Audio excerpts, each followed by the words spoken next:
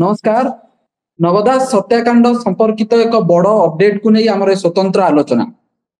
नवदास हत्यार सीबीआई तदंत दाबी कर हाइकोर्ट रे होइतिबा जनस्वार्थ मामला को हाइकोर्ट अग्राह्य कर दैछंती। ए मामला रे राज्य सरकार स्टाटस रिपोर्ट तदंतर स्टाटस रिपोर्ट दाखल करबा पर हाइकोर्ट सीबीआई तदंत दाबी को अग्राह्य कर दैछंती। किंतु राज्य सरकार राज्य रे बीजेपी सरकार बाहर गोटे कथा हाइकोर्ट रे आ गोटे आभिमुख्य केमती सामना को आछि राज्य सरकार दोमुहा चरित्र ताकू नै कि आलोचना करबा आम सहित रहिचंती पश्चिम ओडिसा रो वरिष्ठ सांबादिक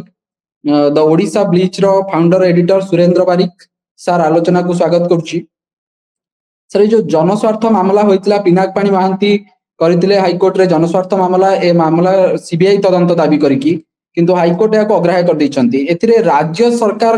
आभिमुख्य आपण देखिबे बाहर गोटे दलीय राजनीति क्षेत्र में गोटे प्रकार आभिमुख्य हाइकोर्ट रे आ गोटे प्रकार आभिमुख्य एठी कहउचंती जे नवदास को परिवार को कहउचंती सीबीआई तदंत पई लेखिकी दियंतु आमे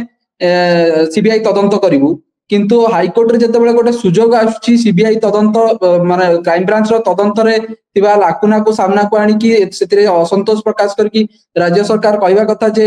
सीबीआई तदंत सपक्ष रे कहवा बदल रे केवल स्टेटस रिपोर्ट दाखल कर देकी चुप बसचंती। यह बीजेपी सरकार रो किबळ दोमुहा चरित्र को सामना को आछि। एकुनी सर कोन आपनकर कोन प्रतिक्रिया? देखो सरोज नवद दास हत्याकांड मामला এটা ଗୋଟେ ସେନ୍ସିଟିଭ ମ୍ୟାଟର। ଏଟା ଗତ 2 ବର୍ଷ ଭିତରେ ଯଦି ଆମେ ଦେଖିବା ତମ ଓଡିଶା ଗଣମାଧ୍ୟମରେ ଖବରଟାକୁ ଚଲାଉଛନ୍ତି ଏବଂ ଲୋକଙ୍କ ଭିତରେ ଏବେ ବି ତମେ ଗୋଟେ ଜିଜ୍ଞାସା ରହୁଛି ପ୍ରକୃତରେ ନବକିଶୋର ଦାସ ଗୋପାଳ ଦାସ ଯୋଉ ହତ୍ୟା କରିଛି ବୋଲି ଯୋଉ ଅଭିଯୋଗ ହେଇଛି ସେ ପ୍ରକୃତରେ ଗୋପାଳ ଦାସ ନିଜେ ଏକା ନା ଆଉ ପର୍ଦ୍ଦା ପଛରେ କିଏ ଅଛି ବୋଲି। କିନ୍ତୁ ଏଥିରେ ତମେ ଘଟଣା ଗତ 2 ମାସ ତଳେ ଆହୁରି ତାକୁ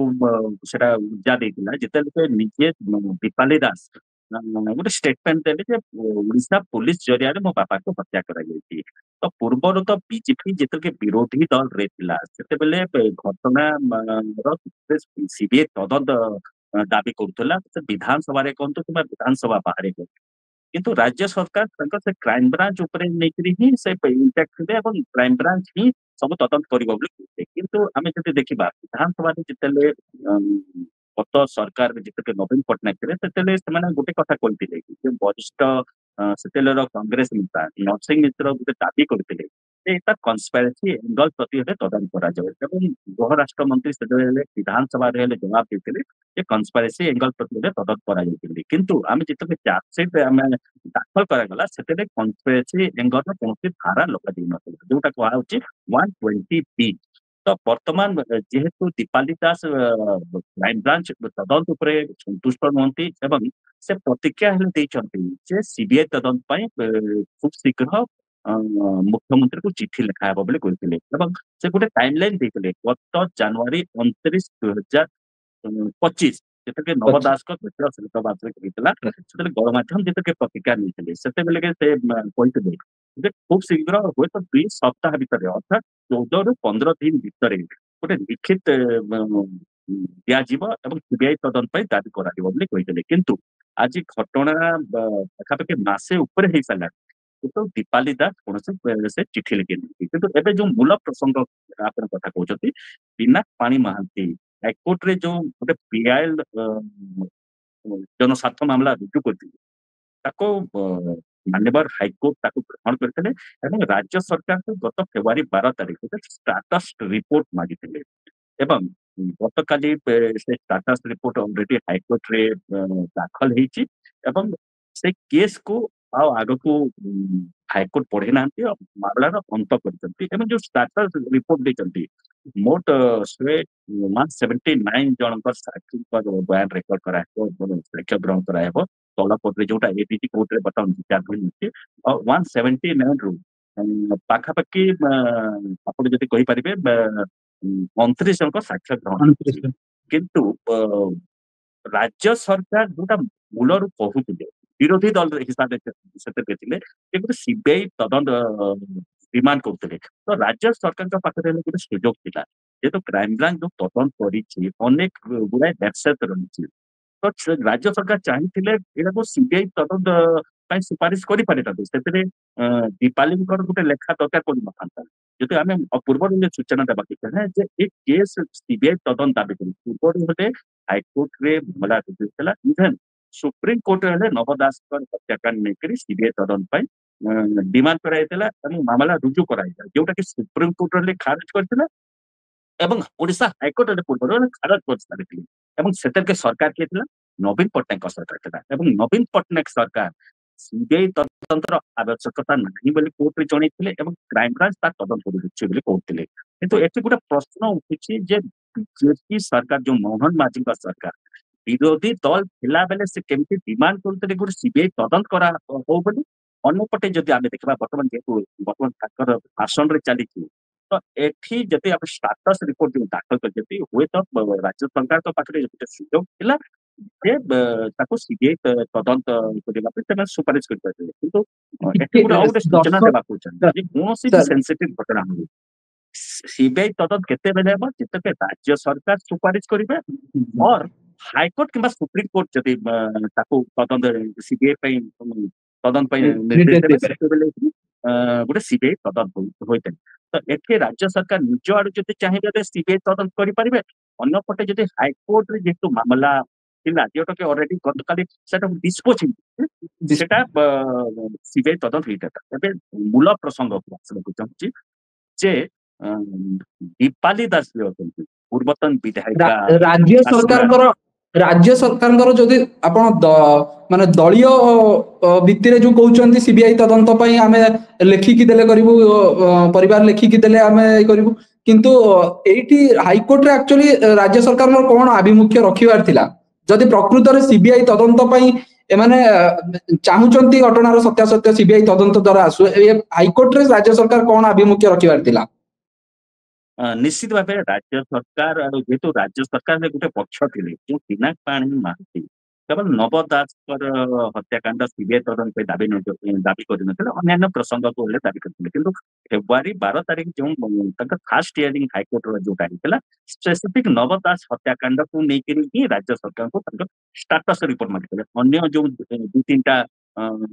କେସ୍ ଉପରେ ନେଇକରି ଯୋଉ ପିଆଇ ଚାଲିଥିଲା ସେ ଉପରେ ନେଇକରି ରାଜ୍ୟ ସରକାର ଶୁଣାଣି କରୁଛନ୍ତି। କେବଳ ନବ ଦାସ ହତ୍ୟାକାଣ୍ଡକୁ ନେଇକରି ଶୁଣାଣି କରିଥିଲେ ଏବଂ ରାଜ୍ୟ ସରକାରକୁ ତାର ଗୋଟେ ଷ୍ଟାଟସ ରିପୋର୍ଟ ମାଗିଥିଲେ। ତ ରାଜ୍ୟ ସରକାର ବର୍ତ୍ତମାନ କେସର ଷ୍ଟାଟସ କଣ ଅଛି ସେଟାକୁ ନେଇକରି କହିଛନ୍ତି। ମୂଳ ପ୍ରସଙ୍ଗ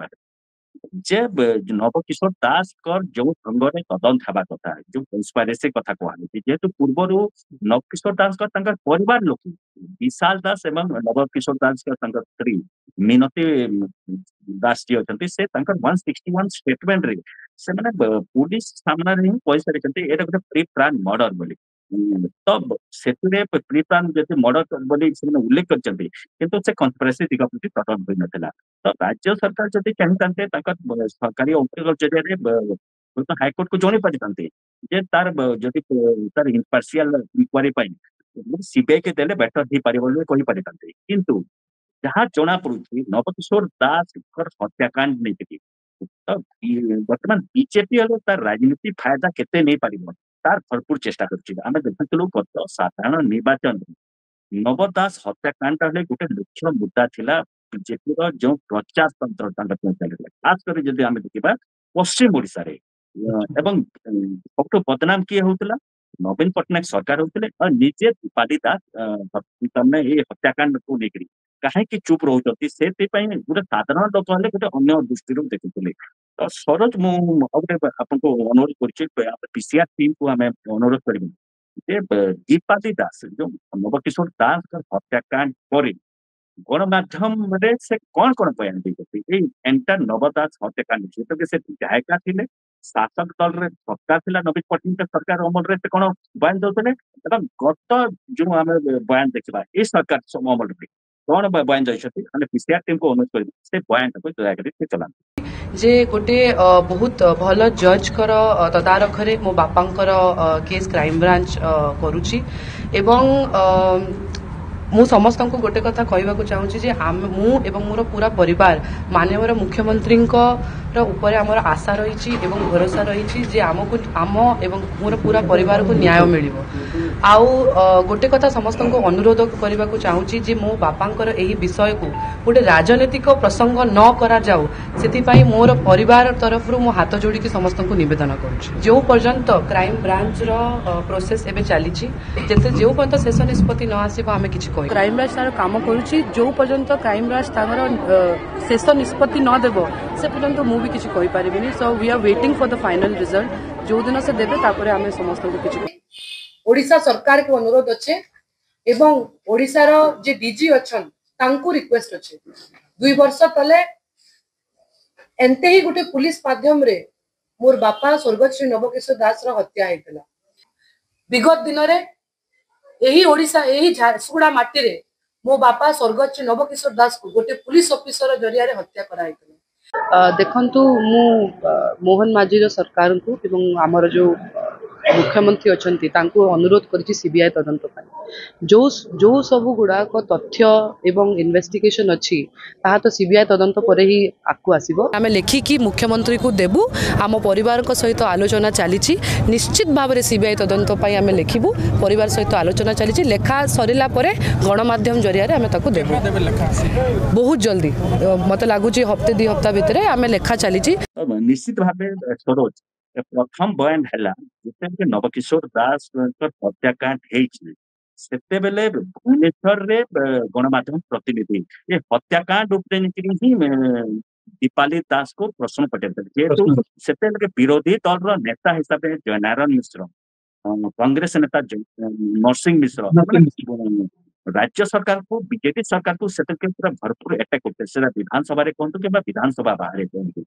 तो से दीपाली दास से सरकार को बंचाइबा ही चेष्टा कर हुए तो प्रेसर रे कहते ना कौन कहते से तो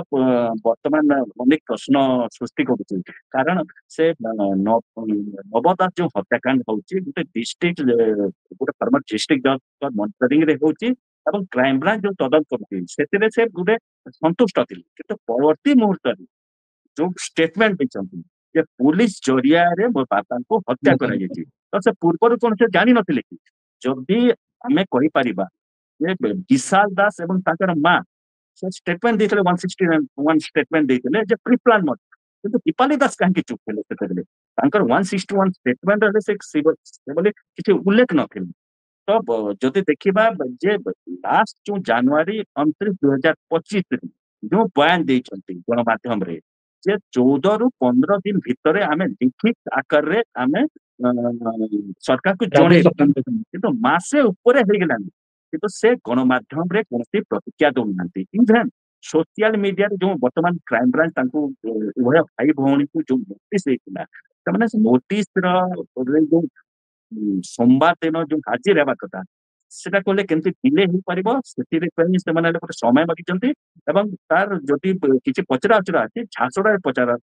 अचरा करबा पे से माने अनुरोध करचंती। तो ए भितरे बीजेपी सांसद जे होचंती बरगढ़ सांसद प्रदीप पुरोहित गोटे विस्फोरक बयान देकरी जे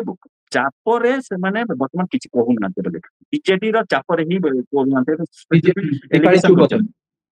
तो किंतु आमे जहाँ देखुलु आज आमे 2-3 दिन भितर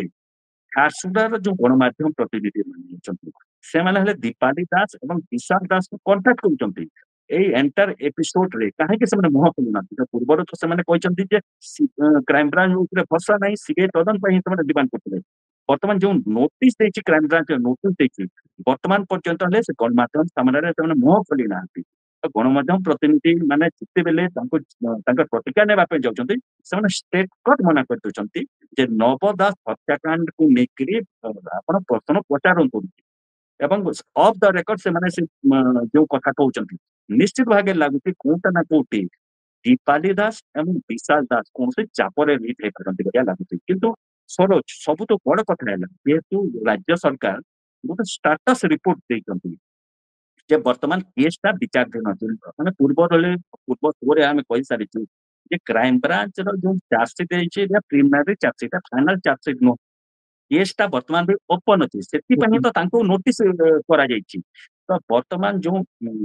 एडिशन सेशन जज रे जो विचार चलती आगामी मार्च 13 तारीख तार परवर्ती शुणाणी होती तो मोट जो 179 जनकर जो साक्ष्य ग्रहण करा मात्र 29 जनकर ही साक्ष्य ग्रहण सरी सारी तो 2 वर्ष हेगा 2 वर्ष रे जदि मात्र 29 जनकर साक्ष्य ग्रहण होइछि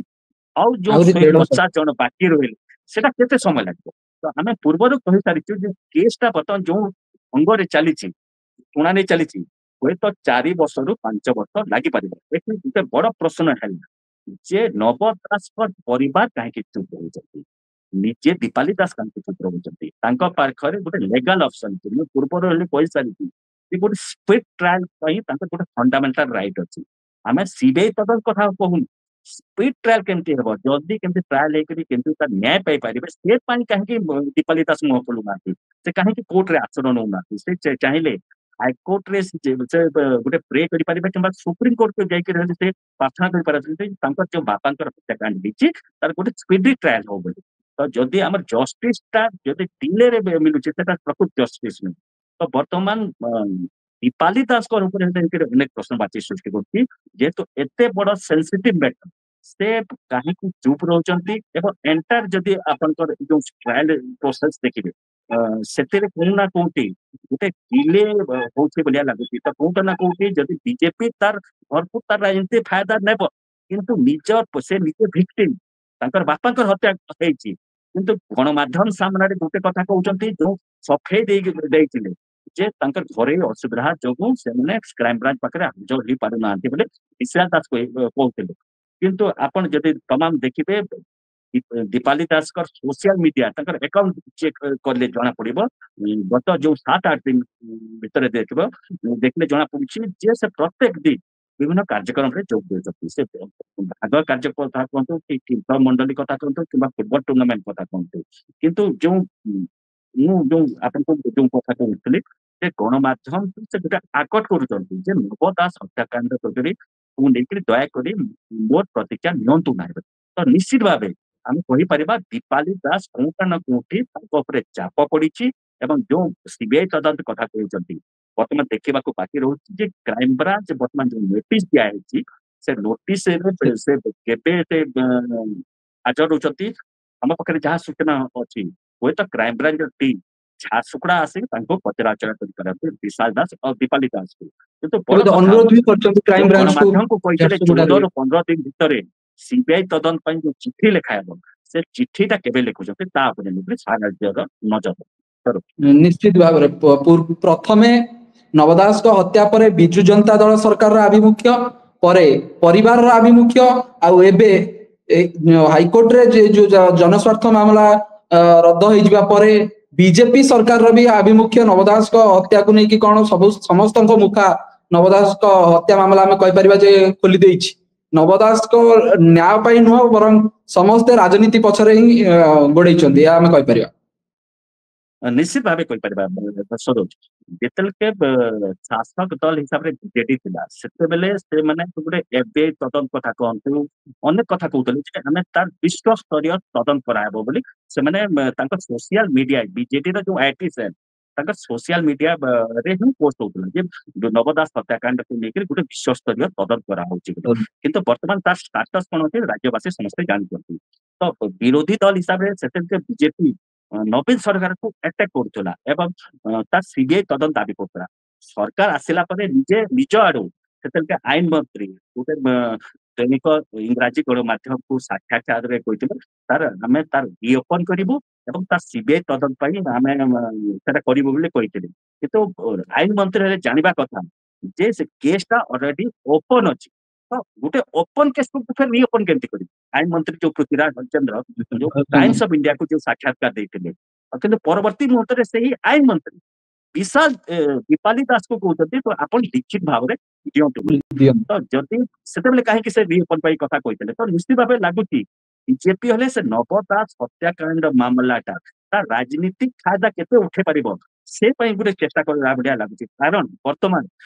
जेडी ठू बेसी बदनाम केसटा जिते डिले जेहेतु निजे बीजेपी गोटे इलेक्शन स्ट्रेटेजी थिला जेते प्रचार करा होतला गोटे मुख्य मुद्दा करतला नव दास हत्याकांड कारण गोटे साधारण गोटे दिन दी पर गोटे कैबिनेट मंत्री हत्या करा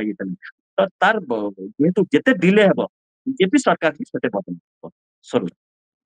निश्चित भाव में बीजेपी सरकार ही अधिक जिते डिले हम से बदनाम हम आप कथा ए संपर्क में आम सहित झारसुगुड़ा जोड़ी होते श्रीयुक्त सुरेंद्र बारिक बहुत बहुत धन्यवाद सर आम एत